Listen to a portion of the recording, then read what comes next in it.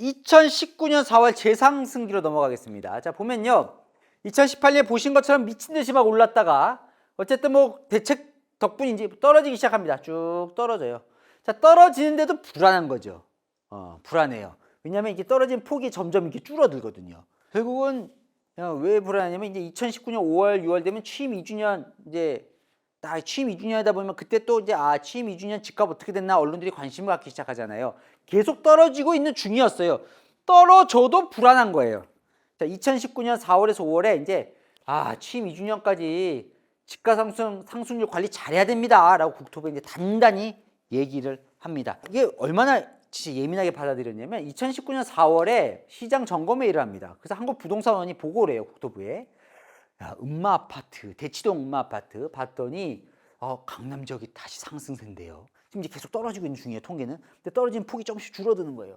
자, 2019년 4월이면 조금씩 이제 줄어들거든요. 이게 상승세가 됐는데요. 야, 그러면 국토부가 얘기를 하죠. 그러면 강남 지역 있잖아. 여기가 호가를 많이 부르더라고. 이제 오를 것 같으니까 호가 반영하지 말고요. 신고된 실거래가도 이 동별로 차이가 나잖아요. 실거래가도 반영하지 마세요. 어쨌건 취임 2주기까지는 안정세를 유지해야 됩니다. 단기적 대응해야 돼요. 라고 단단히 일러둡니다. 5월 24일에 봤더니 계속 떨어지고 있는 중이에요. 그런데 부동산원이 5월 4주치 봤더니 서울 집값이 주중치로 봤더니 0.02% 떨어졌네요. 근데 민간 통계는 0.03% 떨어진 걸로 보고를 합니다. 그랬더니 국토부가 있잖아요. 부동산원 주중치가 민간 통계보다 높은 게 말이 됩니까? 제대로 조사한 게 맞아요? 민간은 0.03% 떨어졌는데 왜 이 부동산원은 0.02%밖에 안 떨어진 걸로 나와요?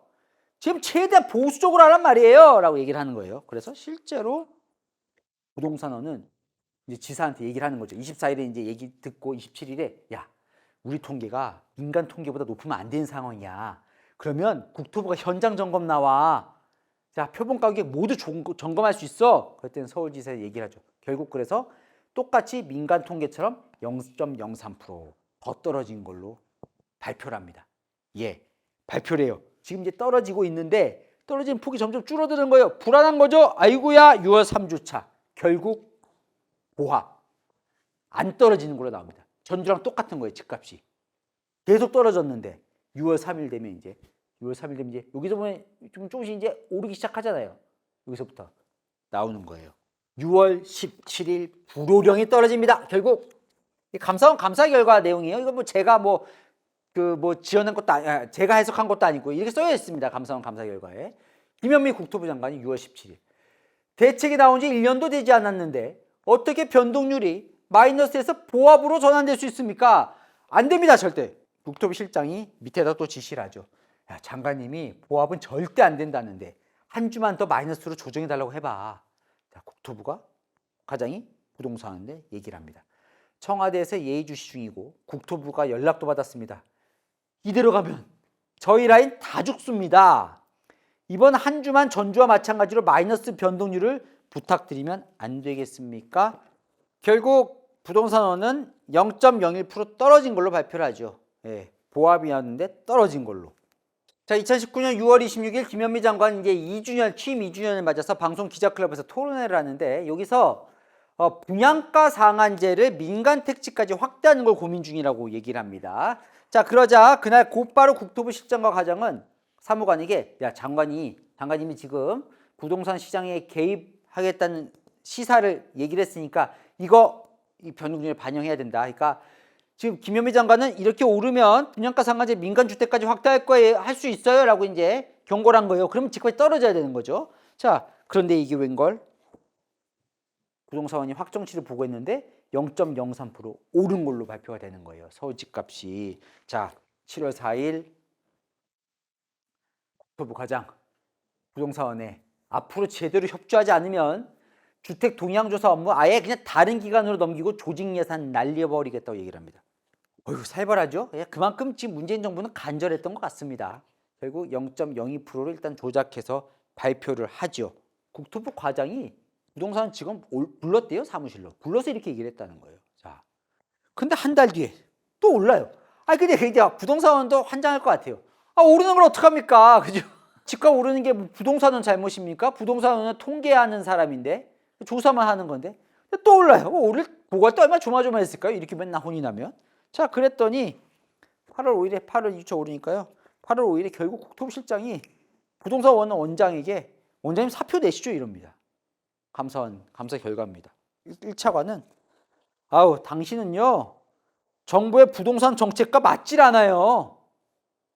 만약 감사원 감사 결과 맞다면 진짜 부동산 원장은 억울할 일이죠.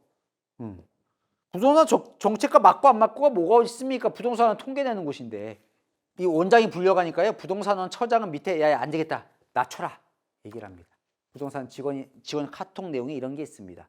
부장이 이야기해서 0.03에서 0.02로 갔습니다. 낮췄다는 얘기죠. 제가 어제 또 전해드렸는데 부동산원은 계속해서 이 주중치도 이런 통계 보고하면 안 됩니다. 미리 12번이나 얘기를 하거든요. 12번이나 이거 안 됩니다. 이렇게 하면. 그러니까 조작이 안 됩니다가 아니라 주중치 그러니까 3일치를 보고받는 것 자체가 안 된다고 얘기를 하는데도 계속 말 안 듣잖아요.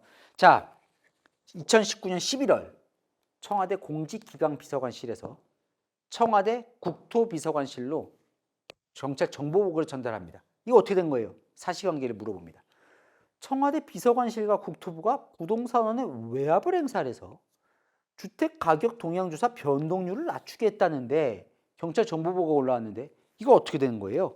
라고 국토부 담당 비서관에게 물어봅니다. 청와대 국토비서관실이죠. 부동산원에 직접 연락은 하지만 외압은 아니었습니다. 라고 얘기를 해요.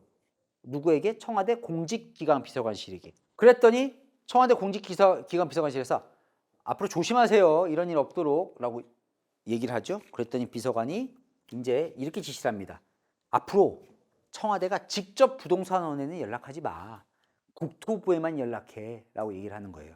김현미 장관한테도 보고가 됐다는 게 감사원 감사 결과입니다. 그때 김현미 장관이 그러면 변동률을 낮추게 지시하지 마 이게 아니라 이렇게 지시한 게 아니라 앞으로는 조작하지 마가 아니라 앞으로 외부에서 소리가 나지 않게 잘 하라고 지시했다는 게 감사원 감사 결과입니다.